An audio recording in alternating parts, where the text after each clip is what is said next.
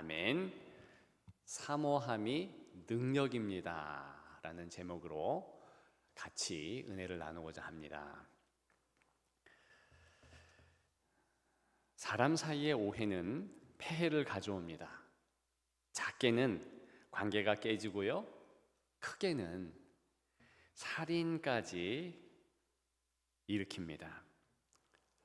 하나님에 대한 오해는 또한 어떨까요? 하나님에 대한 오해는 은근하지만 더 폐해가 큽니다. 훨씬 더 인생에게 미치는 영향력, 그 파급력은 크다는 말이죠. 예배에 감격이 없어집니다. 신앙생활에 흥미를 잃게 되고요, 심지어는 하나님을 떠나서 신앙을 잃고 자신의 영혼을 망치게 됩니다. 하나님에 대한 해묵은 오해들이 있습니다.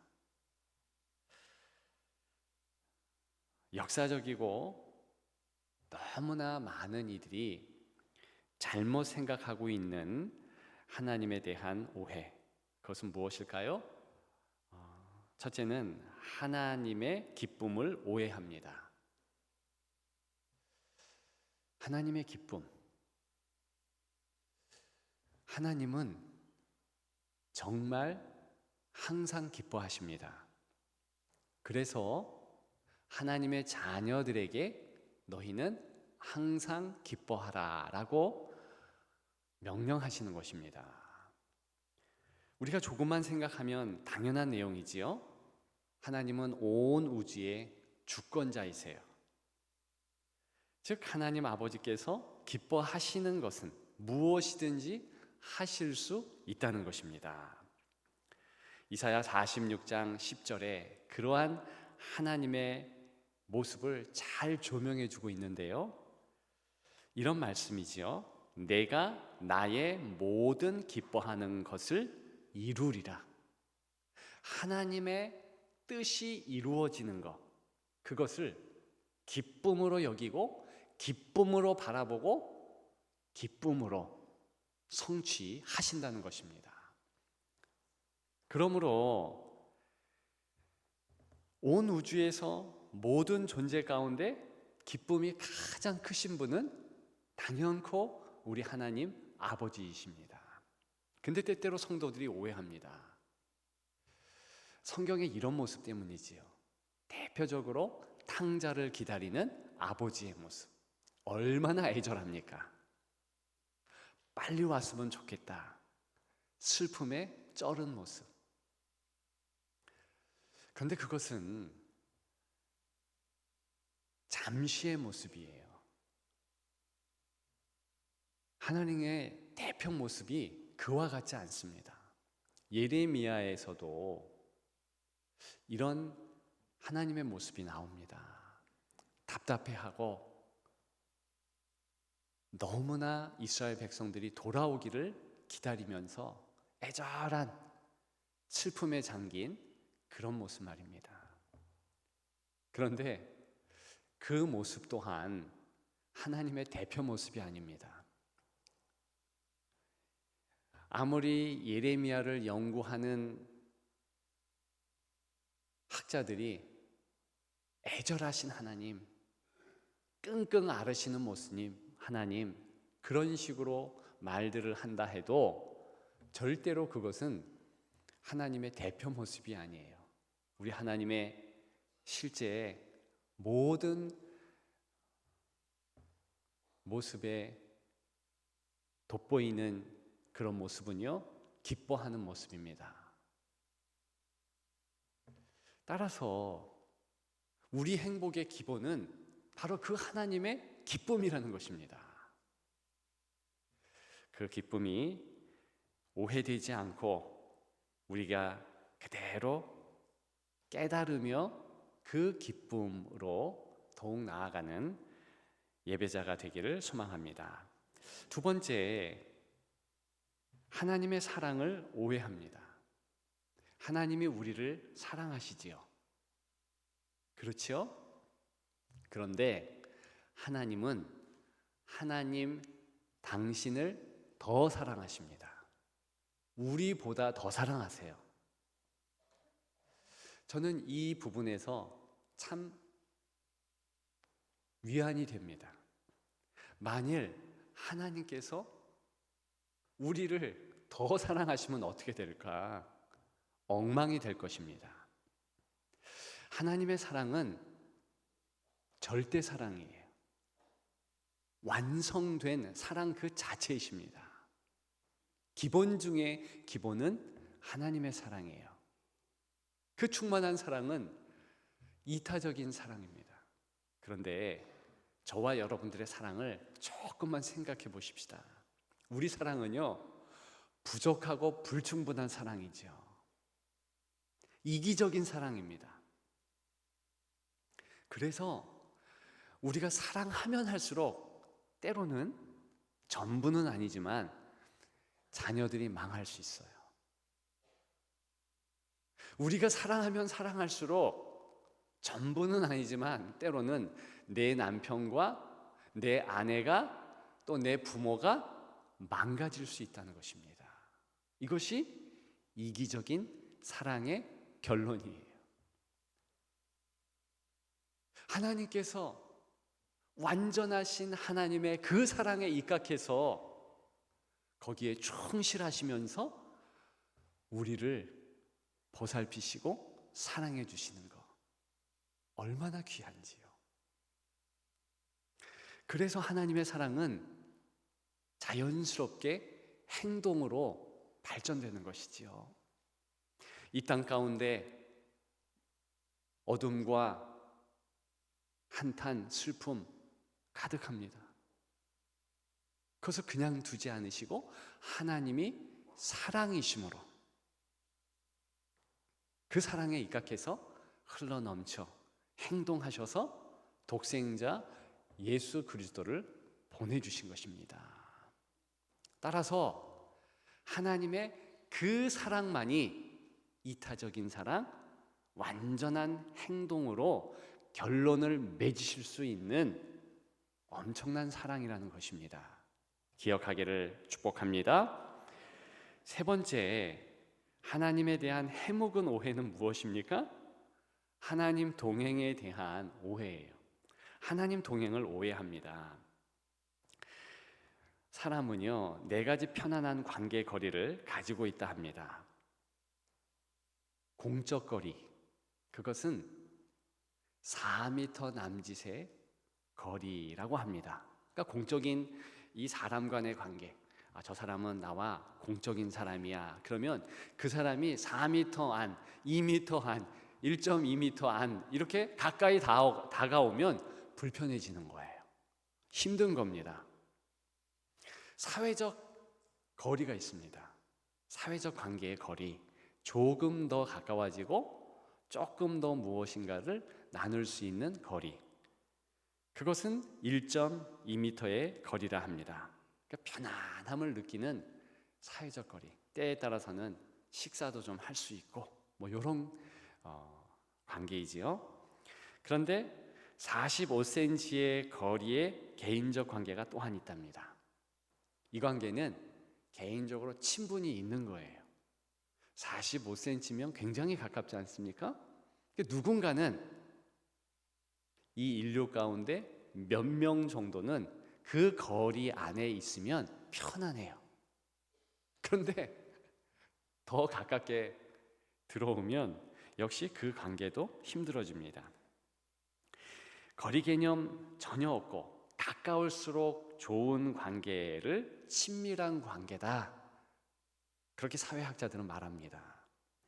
남편과 아내의 관계, 또 자녀와 부모의 관계, 그러니까 가족의 관계가 친밀한 관계죠. 물론 그 관계도 때에 따라서는 45cm로 거리를 두기도 합니다. 왜요? 부담갈 때가 있어요. 항상 좋은 게 아니라 자녀라도, 내 남편과 아내라도 떨어져야지 괜찮을 그런 때가 있습니다. 그게 인간이래네요. 자, 우리 하나님과 우리가 동행한다, 성경은 말하고 있습니다. 그런데 우리가 피상적으로 느끼는데 정말 하나님이 우리와 동행하신다. 굉장히 가깝고 사실은 성경에는 하나됨을 말하고 있습니다. 자, 하나됨이 쉬울까요? 어려울까요? 사실은 어렵습니다. 불편하다는 거예요. 때에 따라서는 예배가 불편해야 됩니다. 내가 그저 편하게 예배 드리는 것이 아니라 때로는 졸음이 오는 것도 참고, 때로는 우울하고 힘들고 어려운데 그럼에도 불구하고 목소리를 높이고 하나님을 찬양하고, 때로는 몸의 상태가 힘들어서 예배 드리러 가고 싶지 않은데 예배 드리러 가야 하는 불편함. 주일 성수의 개념이 그런 거 아니겠어요? 불편함을 전제로 합니다. 우리가 공적 예배를 이제 좀 살리자, 그렇게 같이 이야기들을 합니다. 사실 비대면 예배, 온라인 예배의 단점은 무엇입니까? 하나님 앞에 진정으로 예배다운 불편함이 없어요. 그저 남들 눈이 없어서 그런지 몰라도 예배 드리다 보면 이상하게 집에서 드릴 때는 자세가 흐트러집니다.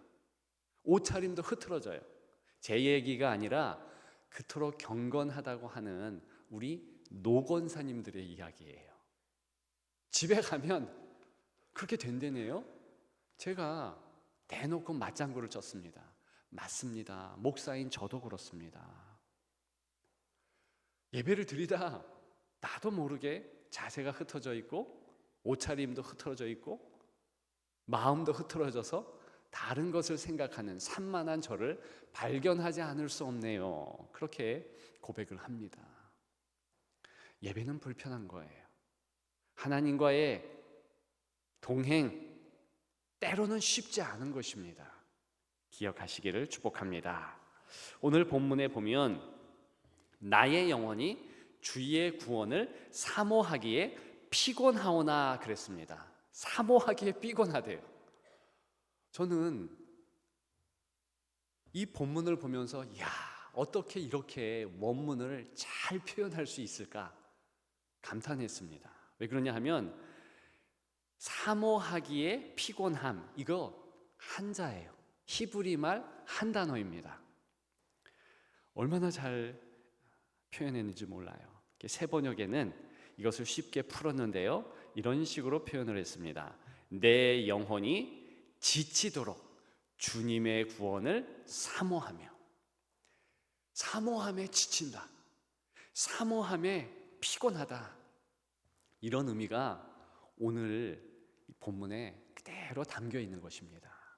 자, 성경에서 구원은 대표적으로 두 가지 경우를 말하고 있습니다. 첫째 경우는 우리가 알고 있는 대로 영혼의 구원이에요. 예수 믿으면 우리 영혼은 구원받습니다. 예수 믿으면 우리는 천국의 백성이 됩니다. 하나님의 자녀 되는 권세를 얻습니다. 믿으면 아멘, 아멘이죠.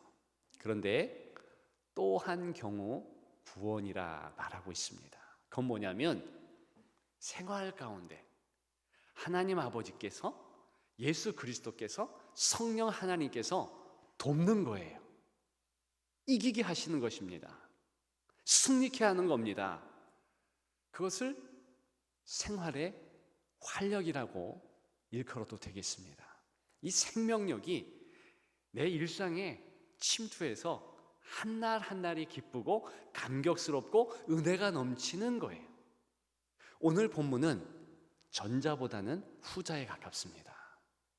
따라서 지금 시편 기자는 뭘 기도하고 있는가?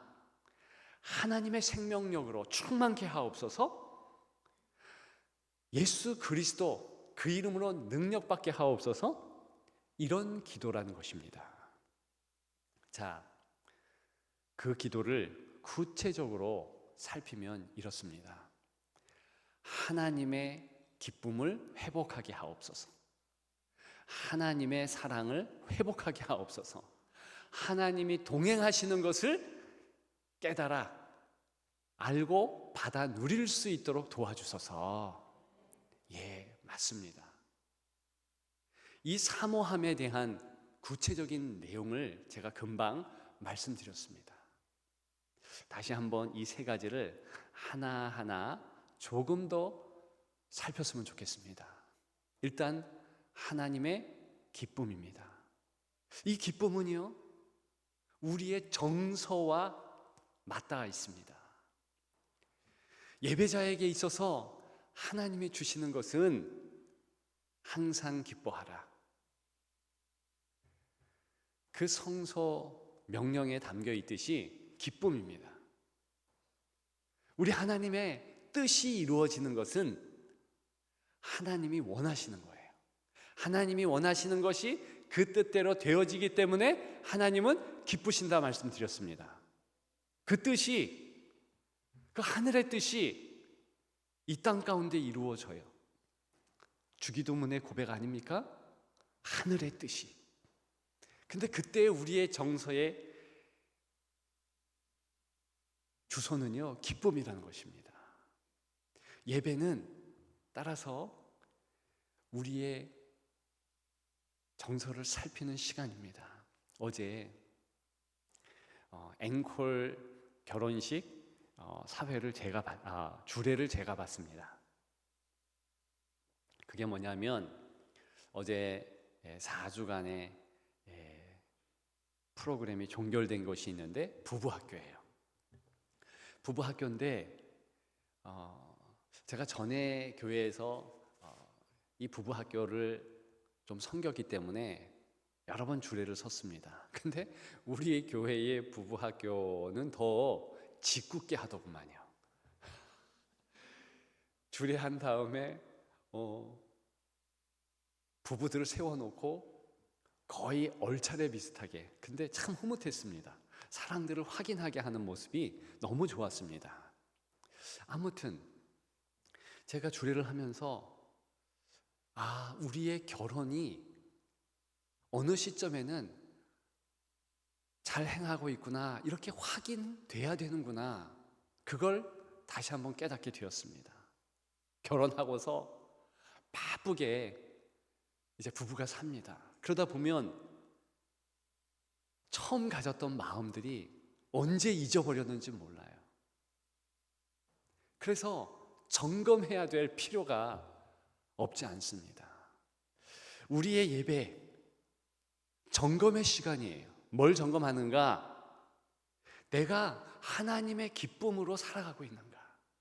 만일 우울해요, 힘들어요, 괴로워요, 분노감이 있어요, 잠시 그런 것은 괜찮습니다. 예배 전에 그런 것은 정말 괜찮습니다. 그런데 점검해야 되는 거예요. 말씀드렸지요? 하나님의 대표 모습. 물론 성경에는 탕자를 기다리는 아버지의 모습, 돌아올 이스라엘 백성들에 대하여서 참으로 간절하게 기다리고 있는 하나님 아버지의 그 모습, 슬픔, 고통, 아픔. 근데 그것도 잠시인 거예요. 결과적으로 하나님은 그 뜻이 이루어지는 일에 기뻐하는 것이지요. 그래서 그 하나님의 모습을 정확하게 나타내고 있는 예수 그리스도, 어떤 모습을 히브리서 12장 2절에는 보입니까? 그 앞에 있는 기쁨을 위하여 십자가를 참으사 그랬어요. 그러니까 조금 더 넓은 길이로 조망해 보면 하나님은요 항상 기쁘다는 거지요. 저와 여러분들은 우리의 정서, 우리의 기분을 몇 분, 몇 초 단위로 보고 있습니까? 제가 보니까 길어봤자 30초예요. 길어봤자 30분이에요. 제일 길은 것이 3일이더라고요. 거기에 내 기분이 울적해, 우울해, 분노, 탄식. 그런데 그 정도 지나면 물론 다 그런 건 아니지만 대부분은 다른 정서로 바뀌어지는 것, 그것이 실은 정상입니다.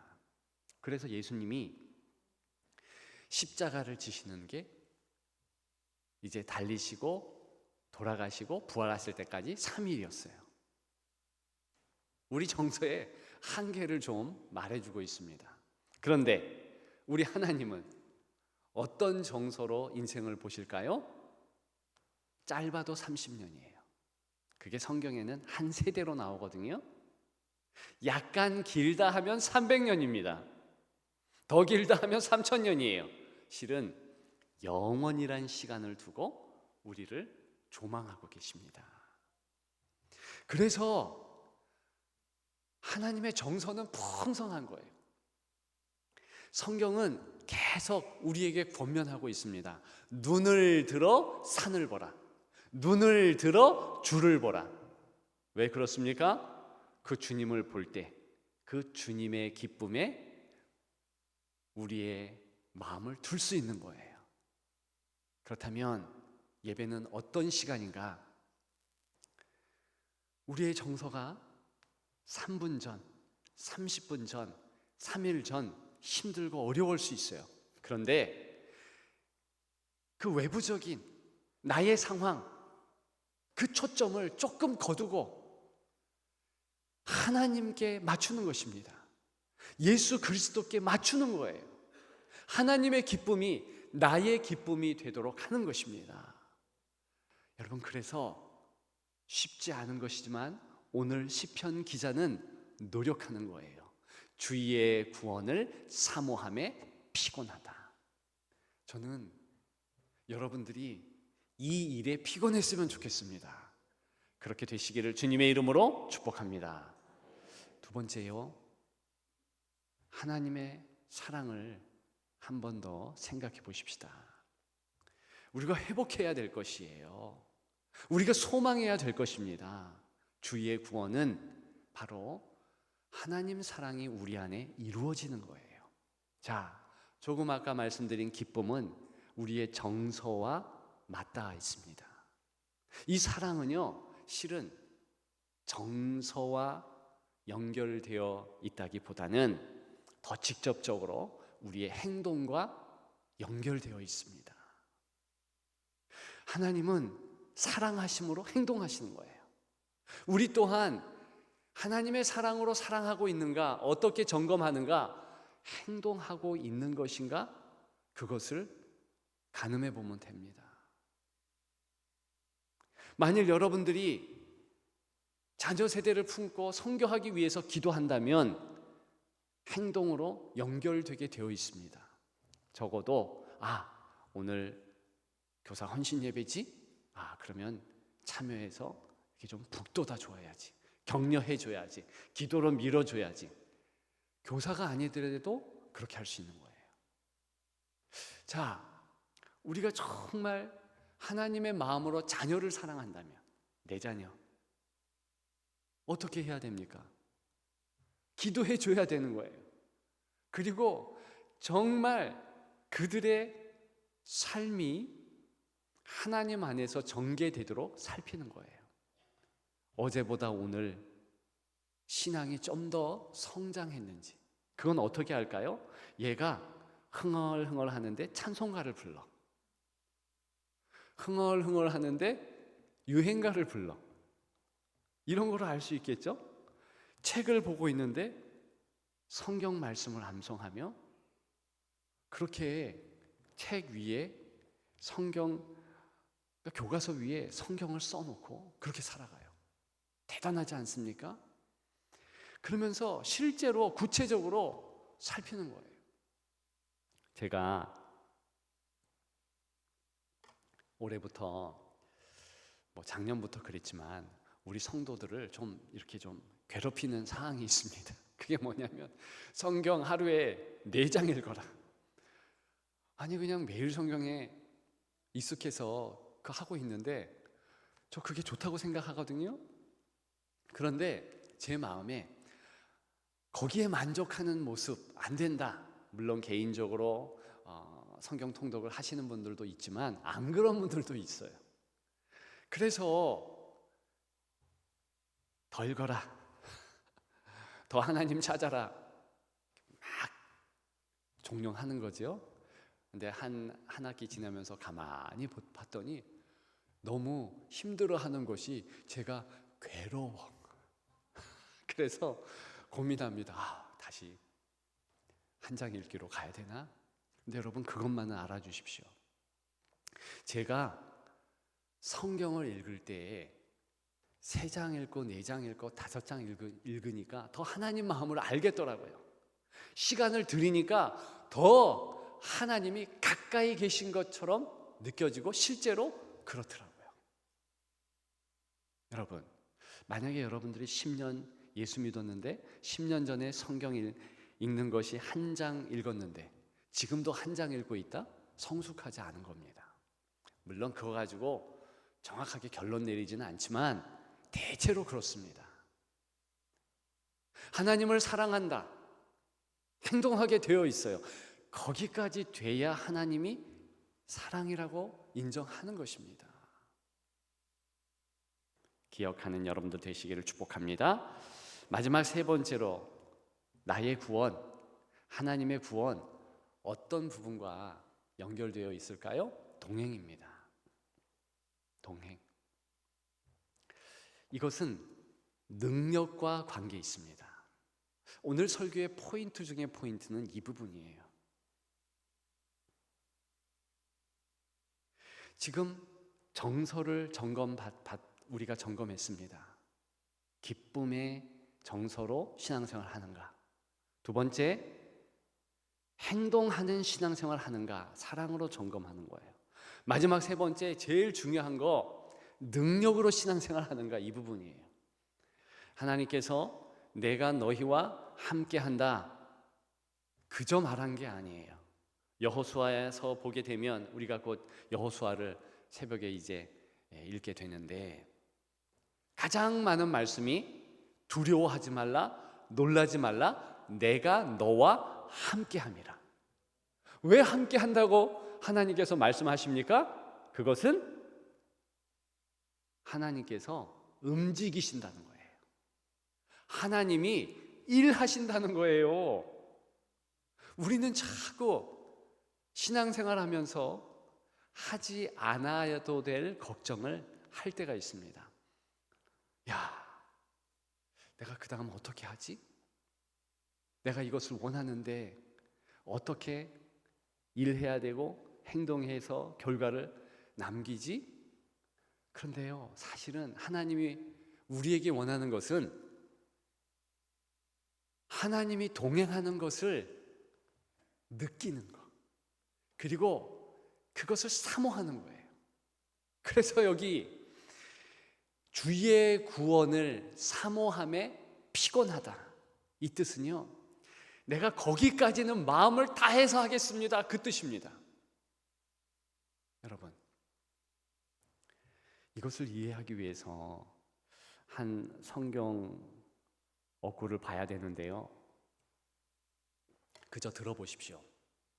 디모데전서 3장 1절에 이런 말씀이 있어요. 감독이 될 때, 즉 지금으로 치자면 목회자가 될 때 어떻게 해야 하는가, 어떤 사람이 목회자가 되는가, 목회의 지침은 무엇인가, 그걸 얘기하는 겁니다. 근데 거기에 보면 선한 일을 사모하면 된다 그래요.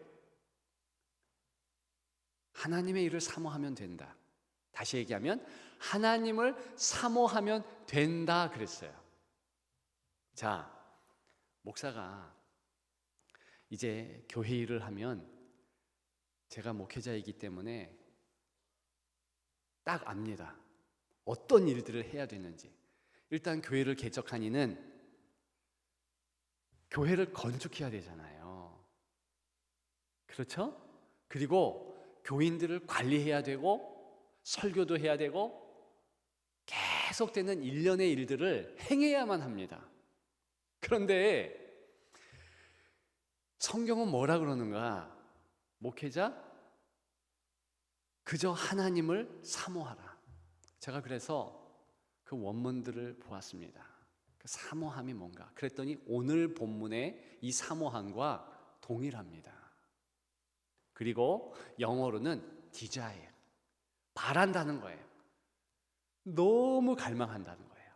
즉, 목사 되고 싶어? 너 하나님 갈망하면 돼. 이거예요. 되게 쉽죠. 그래서 어렵습니다. 이게 피상적인 것이 아니라 실제로 하나님을 마음을 다해서, 뜻을 다해서 갈망하라는 거예요. 목사에게만 해당됩니까? 아니에요. 장로님, 권사님, 안수집사님, 모든 중직들에게 똑같은 요구를 합니다. 직분자가 되기를 원하는가? 이러면 된다. 근데 그것이 사모함이에요. 사모하면 여호수아 말씀드렸듯이 하나님이 일하시는 거예요. 조금 예배 그 설교 후에 찬양하지만 저는 오늘 찬양이 너무 좋았습니다. 모든 시선을 주님께 드리고 살아계신 하나님을 느낄 때 내 삶은 주의 역사가 되고 하나님이 일하기 시작하네. 여러분, 하나님은 이미 하나님의 일을 하셨어요. 그런데 이상한 가사잖아요. 왜 하나님이 일하신다 그럴까요? 그것은요, 바로 오늘 본문의 내용을 그대로 담고 있는 것입니다. 우리가 마음을 다하여 사모하고 또 사모할 때 우리 하나님께서 과거에도 일하셨지만 지금 더욱 일하시는 것이 내 눈에 확실하게 보이며 그것이 능력이 된다는 것입니다. 저와 여러분들이 이것만 해도 돼요. 사모만 하면 됩니다. 여러분, 우리가 교회를 섬기는 데 있어서 때로는 과민하게 움직입니다. 솔직히 교회는 하나님이 일하시는 곳이에요. 성령의 운행하심이 있으면 여러분 돈 없어도 괜찮습니다. 정말 아무것도 없어도 하나님이 하시는 거예요. 대신에 하나님을 향한 그 끝없는 갈구가 있으면 되지요. 요즘에 한국 교회가 왜 지탄을 받습니까? 교회에 모든 것이 다 있어요. 성도도 많아요. 할 수 있는 달란트를 가진 이들도 따라서 많아요. 좋은 화려한 건물도 있어요. 더 중요한 것은 돈도 많아요. 그런데 중요한 한 가지가 없습니다. 하나님의 일하심이 없어요. 하나님의 일하심은 반드시 하나님을 사모할 때 일하시는 게 맞습니다. 그래야지 관계가 더 진척되니까. 하나님의 일하심이 보여지면 더 사모하게 되는 거니까. 이것이 성경의 원리입니다. 다시 한번 오늘 본문의 제목을 보겠습니다. 제목이 뭡니까? 사모함이 능력입니다. 하나님을 열렬히 사모하십시오. 정말 그것이 우리의 능력이 됩니다. 우리 교회의 능력이 됩니다. 성도의 능력이 됩니다. 그렇게 승리하는 여러분들 되시기를 주님의 이름으로 축복합니다.